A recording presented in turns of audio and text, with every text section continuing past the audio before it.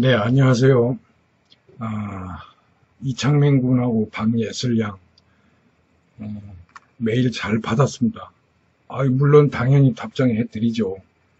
단지 좀 아저씨가 느려서 그렇지, 우리 청년들이, 특히나 지금 현재 20세 또는 고등학교 정도 과정을 거치고 있는 우리 청년들이 질문하면 아저씨는 될 수 있으면 대답해 주려고 노력을 무척 많이 해요.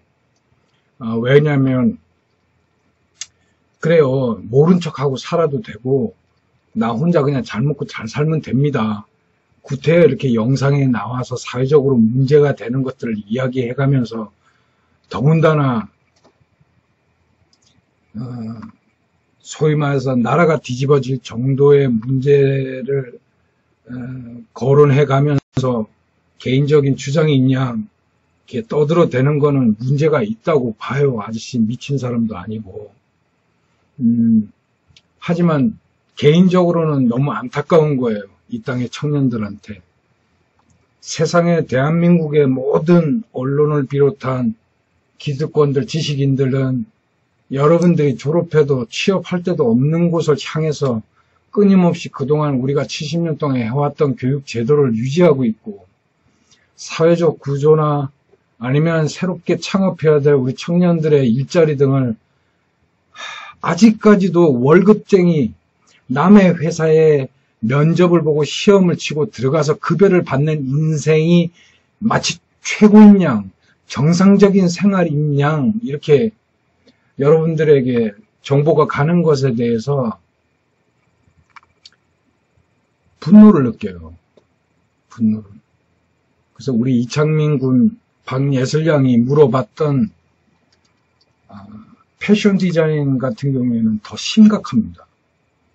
왜냐하면 다른 분야 같은 경우에는 소위 말해서 아저씨를 예를 들면 이런 문화예술 쪽 같은 경우에는 이미 여러분들이 어떤 우리나라 시스템에 이렇게 부합하는 무슨 대학을 졸업해가지고 취업을 하는 정상적인 직장 생활이 마치 우리 삶이 규범인 것처럼 이렇게 살아왔던 세상하고는 좀 이 문화예술 분야는 나름대로 오랫동안 아웃사이더 인생들이 주도하고 있었고 또 기존에 한국에서 규범 지어진 제도를 좀 거부하고 살았습니다.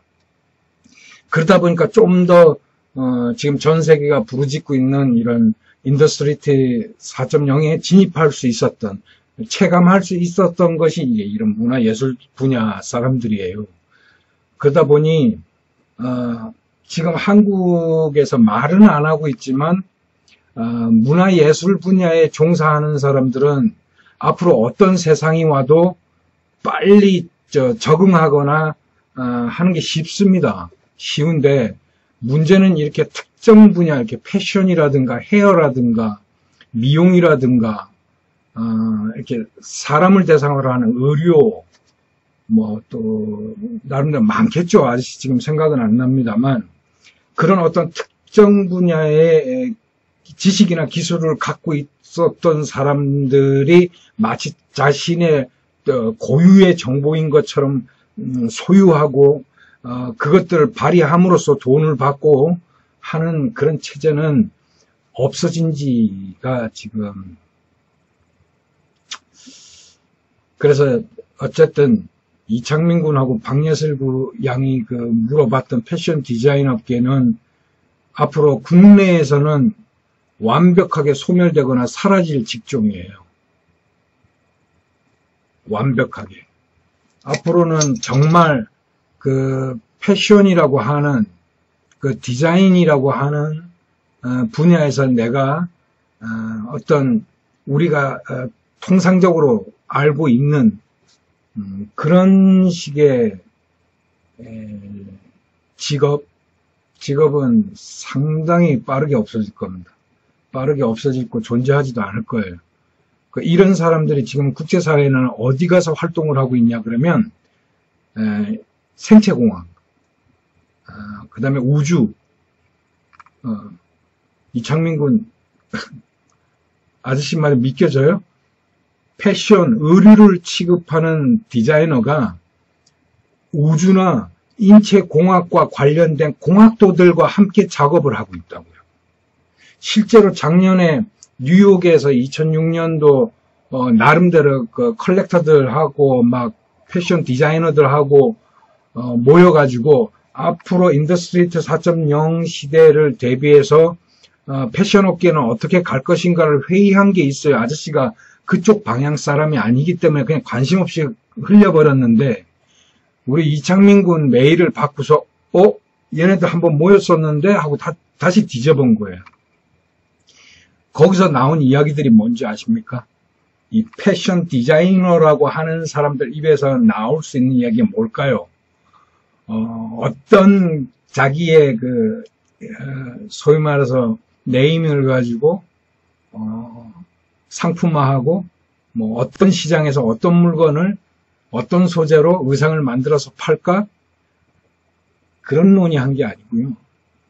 공학자들을 만나서 어떻게 하면 의류가, 직물이 공학과 만나가지고 생체학적으로 작동할 수 있는지를 모여서 서로 세미나도 하고 했던 거예요. 이해가 가요? 아저씨 아는 수준에서 이야기하다 보니까 처음 듣는 친구들은 좀 이해할 수 없을 수도 있어요.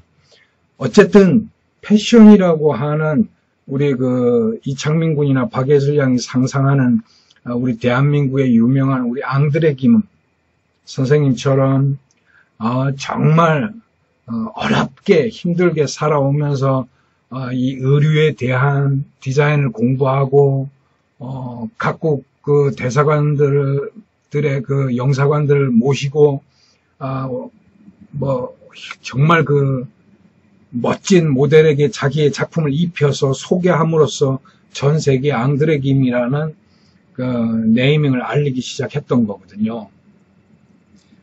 그래서 여러분도 한국에 있으면서 내가 어떻게 하면 좋은 대학에 들어가서 화려한 의상을 만들어서 유럽의 탑 모델에게 입혀가지고 유명한 디자이너가 될까라는 꿈을 꾸고 있다면 아저씨는 그런 직업이 있지도 않을 뿐더러 앞으로는 사라질 것이고 유럽은 의상이라는 것을 단순히 입는 것에 그치지 않고 언제나 항상 기능성과 그 다음에 예술성을 부여했어요. 왜냐하면 유럽은 드레스 코드가 기본인 나라이기 때문에 그랬던 겁니다. 그들의 역사와 관계되는 거예요. 그걸 우리는 마치 그런 나라의 문화를 따라하면 상당히 수준 높은 것처럼 인식하고 살아왔던 겁니다. 그런 개념을 완벽하게 이창민 군과 박예슬 양은 지금 이 순간부터 지워야 해요. 그래서 지금 이창민 군이 말했던 홍대 미대를 가서 졸업하면 이렇게 나름대로 상상하고 구상하고 있는 이런 직업의 세계라는 거는 존재하지 않아질 겁니다. 않아져요. 그런 건 없어요. 이제는 없어질 거예요. 그걸 왜 한국 사람들이 말하지 않느냐? 왜 대학 교수와 같은 덕망 있고 똑똑한 사람들이 왜 말하지 않을까요? 그 사람들 직업도 없어지기 때문에 그래요. 이제는 대학도 우리 한국에서만 여러분들이 아침에 버스를 타고 전철을 타고 옆에 교과서를 끼고 가서 강의실에 들어가서 듣는 시스템을 하고 있지, 이미 유럽이나 호주나 미국 같은 데서는 사이버 유니버시티가 존재하고 있었고요. 그걸 흉내내서 지금 2013년도부터 우리나라에도 뭐 사이버 서울대니 뭐냐 하고 생기는 거예요. 그러니까 오프라인 세상에서 우리가 돈을 지불하고 뭔가 거래가 오고 가는, 돈을 주고 물건을 사던, 돈을 주고 지식을 구하던 시대가 막을 내린다라는 거예요. 근데 이런 것들을 그동안은 아마 좀 뭐랄까 조금 외국에 많이 갔다 오시고 이렇게 세계와 소통이 가능한 어떤 의식 있는 분들에 의해서 대한민국에 소위 말해서 뭐 AI니 인공지능이니 뭐 빅데이터니 하는 말들을 해가면서 그걸 준비해야 된다라고 말하는데, 이들이 말하는 AI나 빅데이터라는 것은 앞으로 닥쳐올 세상의 가장 꼭대기 헤드를 말하는 거예요. 그걸 설명하면 국민들이 이해하겠지 하고 빅데이터나 AI를 말하는 겁니다. 근데 아저씨는 말하는 게 그런 거 다 때려치우고 우리는 이미 AI나 빅데이터를 다룰 만한 소프트웨어나 아니면 그런 알고리즘을 개발해 본 적이 없습니다. 이미 10년을 놓쳤어요. 정말 세상에 어디 내어놓아도 부끄러움 한 점 없을 우리의 김대중 대통령, 노무현 대통령에 의해 가지고 여러분들은 이미 ICT 산업이라고 하는 세계 최초로 첫 발을 디딘 국가예요, 대한민국이. 그래서 아저씨는 세상에 알려질 수 있었던 거고, 국제사회나 사이버 세상에서 활동하고 있었던 거고, 이런 위대한 대통령의 그 생각,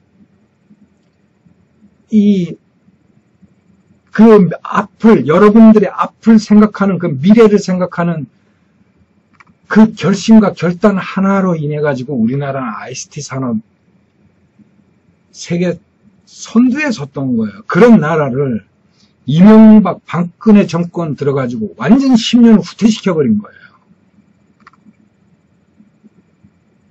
벤처기업에서 개발했던 모든 소프트웨어나 기술들은 전부 뺏기고 중국에 병합시키고, 여러분들 하고 있는 게임 회사들 절대 지주들이 전부 뭐야? 중국 자본들이죠. 다 뺏겼어요. 이래놓고도 젊은 아이들이 요즘 뭐 인터넷이나 이런 데 나와갖고 뭐 애국보수 얘기하고 그럽디다. 한심한 거죠. 한심한 거예요. 나라 꼬라지가 이렇게 된 것들은 그들의 기득권과 재산권을 지키기 위한 욕심 하나 때문에 이 땅에 지금의 20, 30대들에게 미래를 완전히 앗아갔는데 그들 입에서 애국보수라는 얘기가 나와요.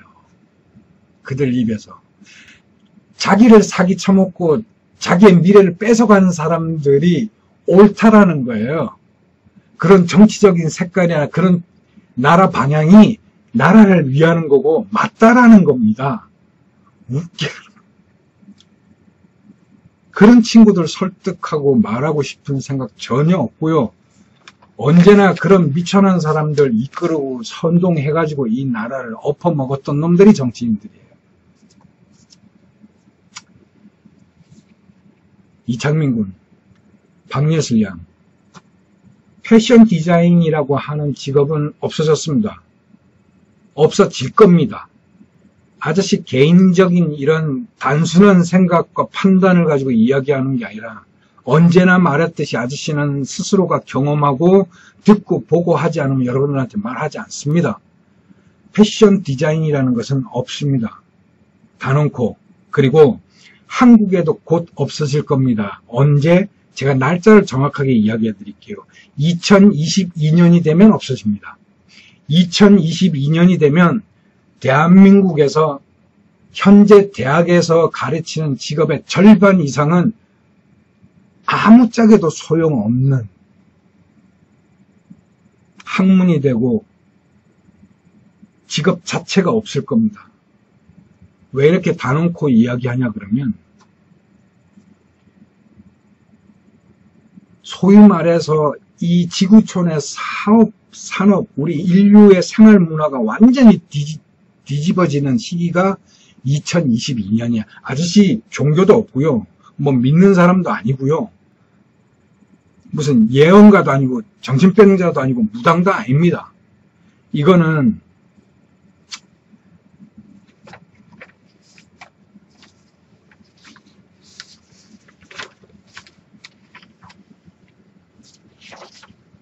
아저씨가 무슨 근거로 그런 이야기들을 하느냐 그러면 국제사회에는 소위 말해 그 ITU라고 하는 국제협약단체가 있어요. 이거는 뭐냐 그러면 국제전기통신연합회예요. 그러니까 여러분들이 사용하고 있는 무선 통신, 전화기, 하여간에 선이 달려 있지 않은 모든 장비들이 서로가 이렇게 커뮤니케이션을 하려 그러면 어떤 일정한 서로가 합의된 숫자의 어떤 데이터를 주고받을 수 있는 주파수를 설정을 해야 돼요. 그거를 여러 나라 사람들이 모여갖고 우리가 서로 항공기 운행할 때는 우리가 몇 킬로바이트라고 하는 주파수 대역대를 씁시다. 군사적으로는 몇 킬로바이트를 씁시다. 핸드폰은 몇 킬로바이트를 씁시다. 해가지고 서로 통일을 하는 거예요. 그래야 우리가 한국에서 비행기를 타고 미국을 갈 때 일본도 지나가게 될 거고, 그죠? 그럴 때마다 통신이 바뀌어갖고 주파수 맨날 바꾸고 통신할 수는 없잖아요. 하나로 딱 일정하게 해놓고 미국에 도착할 때까지 쭉 해도 각국에서 대한민국의 항공기가 몇 시에 떠가지고 미국에 몇 시에 도착하는구나를 전 세계에서 확인할 수 있어야 항공기 사고를 예방할 수 있는 것이고, 그죠? 그래서 그런 유엔사나 단체가 있는데 거기서 2013년도부터 이 여러 국가들이 모여가지고 5G를 상용화하는데 그동안에는 계속 탐구하고 세미나만 하고 서로 뭐 이랬단 말이에요. 왜냐하면 기술적 그 장비가 개발이 되지 않았었기 때문에 그랬던 거고 2013년도부터는 개발이 이제 완료가 됐단 말이죠. 그래서 지금은 여러분들이 핸드폰으로 뭐 3G니 4G니를 쓰고 있지만 2022년이 되면 5G가 완벽하게 상용화됩니다. 국제적으로. 그러면 이 5G가 상용화됐을 때 어떻게 사회가 변화가 되느냐 그러면 완벽하게 여러분들이 TV나 방송에서 가끔 딴 나라 이야기처럼 듣는 AI나 빅데이터가 직접적으로 적용되는 제품이나 상품이나 사회생활들이 적용이 될 거예요. 말로만 듣던 그 무인 자동차가 우리나라의 택시라는 건 완전히 택시 기사라는 직업은 없어질 거예요. 버스 기사도 직업이 없어져요. 왜 그동안 그런 것들을 막 미래에나 나올 수 있는 장비들을 보여주고 홍보하고 외국은 이런 걸 개발했다 이러면서 나와는 상관없는 것처럼 들렸냐 그러면 그걸 실질적으로 우리 생활에 적용하기 위해서는 엄청난 데이터를 주고받는 주파수 대역대가 필요했어요. 그걸 5G라고 그러는 거예요. 그래서 여러분들이 동영상 하나 다운받으려고 그랬으면 3G나 4G에서 예를 들어가지고 뭐 한 300GB 되는 영화 한 편을 다운받는데 한 5분 정도 걸렸다. 그러면 5G로 변환되면 1초밖에 안 걸립니다. 1초도 안 걸려요. 영화 300GB짜리 한 100편 정도를 1초에 받을 거예요. 그냥 동시다발적으로 클릭하면 그냥 다운 다 돼버릴 거예요. 여러분들 알아듣기 쉽게 하려고 그렇게 얘기한 거지 더 큽니다. 데이터 전송량이. 어마어마한 양을 한꺼번에 통신이 가능한 게 5G예요. 그걸 국제전기통신연합에서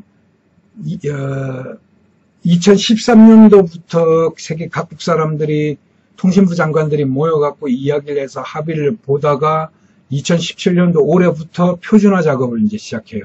어떤 주파수에 무슨 숫자로 우리가 채널을 맞출 건지를 표준화 작업을 하고 2019년부터 22년까지 완벽하게 전 세계를 5G화 한다는 것들이 국제전기통신연합에서 발표한 거예요.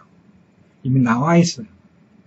대한민국 모르지. 그게 뭐가 유스크가 되는지는 잘 모르겠어요. 대한민국은 이게 5G 통신이 가능한 2022년이 됐을 때 그런 엄청난 데이터를 주고받을 수 있기 때문에 비로소 무인자동차를 대중교통에 적용할 수 있는 거예요. 무인자동차 이미 다 끝났어요. 뭐 포드니 클라이스는 다 끝났습니다. 뭐 아우디, 벤츠 이들이 무인자동차를 테스트할 때 여러분들이 타고 다니는 승용차나 이런 거에다 테스트를 한 게 아니라 제일 먼저 적용하고 테스트한 것들이 바로 물류를 담당하고 있는 화물차 그리고 대중교통에 적용해서 사용해 왔어요. 그래서 여러분들이 잘 못 느끼고 있는 겁니다. 이것들이 5G가 상용화되면 이제는 본격적으로 택시 기사라고 하는 직업은 완벽하게 없어질 거예요. 왜? 전기로 움직이고 데이터에 의해서 통신 조종이 되고 제어가 되는 전기 자동차에 의해서 여러분들이 스마트폰으로 나 어느 위치에 있고 어디로 갈 거고 몇 시에 도착했으면 좋겠다 그러면 그냥 자동차 한 대가 자동으로 와서 서 있어요. 그거 여러분들 타시면 집까지 데려다 줍니다. 이제는 대리운전 기사라고 하는 우리가 정말 우리 이 사회에서 정말로 우리 애기 아빠들 여러분들 공부 가르쳐 가지고 대학 보내려고 직장생활 마치고 짬짬이 하던 그런 아르바이트 자리도 앞으로 5년 남았어요. 2022년이면 없어져요. 제일 먼저 대중교통 시스템에 이 5G를 적용을 할 거란 말이에요. 무인 자동차는 무조건 들어오게 돼 있단 말이죠. 그래서 지금 대한민국에 뭐 좀 안다는 사람들, 이런 사람들 방송국에 나와갖고 뭐 포츠 인더스트리얼 뭐 레볼루션 해가지고 막 이야기하는 게 우리 국민들하고는 전혀 상관이 없는 것 같지만 청년들 이창민 군과 박예슬 양한테는 어마어마한 미래의 변화를 가져오는 거예요. 아저씨같이 살 만큼 살았고 이 세상에서 이렇게 여러분들에게 앞으로 바뀌는 미래에 대한 정보를 제공하고 자료를 제공하고 하는 삶을 살지 않고 핸드폰을 줘도 나 그런 거 잘 몰라 하는 인간들은 완전히 이제 낙오된 인생을 살게 될 겁니다. 완벽하게. 아주 심각해요. 아주 심각합니다. 그래서 아저씨가 동영상에 나와갖고 대놓고 이야기하는 거예요. 청년 여러분들한테. 대한민국에서 대학을 간다? 그거 왜 가? 갈 필요성이 없어지는 거예요. 그 증거를 여러분들은 앞으로 5년 후면 확인하게 될 것이고 지금도 대학을 졸업해도 취업처가 없다는 걸 많은 졸업생들이 확인해주고 있고 말을 하는데도 그러면 교육부나 우리나라 행정자치부 같은 데서 관심을 가지고 이 문제를 해결해야 되는데 이거를 일자리 문제로 해결하려고 그런단 말이죠. 일자리가 어디 있어요? 여러분들 입장 바꿔놓고 여러분들이 장사를 한다, 음식 장사를 한다, 무슨 섬유 장사를 한다, 인터넷 쇼핑몰을 한다 그래서 사람이 필요해서 써요. 여러분들이 벌어들이는 수익금의 거의 80%가 인건비로 다 나갈 겁니다. 그러면 그 사람이 왜 필요할까요? 무슨 안내, 포장, 뭐 물류, 배송, 그 다음에 나와 거래처의 관계에 대한 어떤 정산 작업들 컴퓨터 프로그램으로 다 나와 있고요. 그걸 대행해주는 회사도 있고요.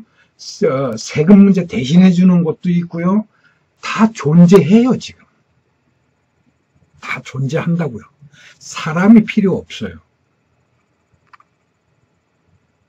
그걸 아는 사람은 단 한 명도 고용하지 않고 1인 사업장으로서 운영을 잘 해나가면서도 한 달에 4천만 원, 1억을 벌고 사는 사람들이 존재하는 거고 그걸 모르는 사람은 사람을 고용해가지고 쓰는 거예요. 그래서 매일 뻑하면 아프다 빠지고 뭐 한다 빠지고 해서 사람 교체하기 바쁜 거고요.